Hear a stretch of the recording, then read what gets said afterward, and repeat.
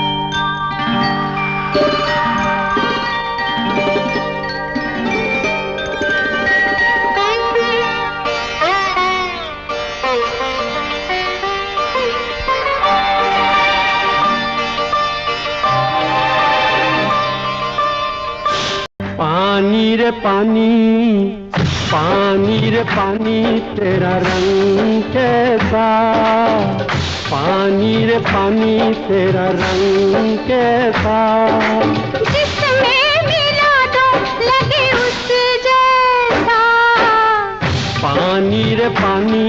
हे रिसॉर्टमधलं किचन आहे. आंतरराष्ट्रीय आचार्य मीच आहे, त्यामुळं जरा किचनचा सेटअप तुम्हाला दाखवतो.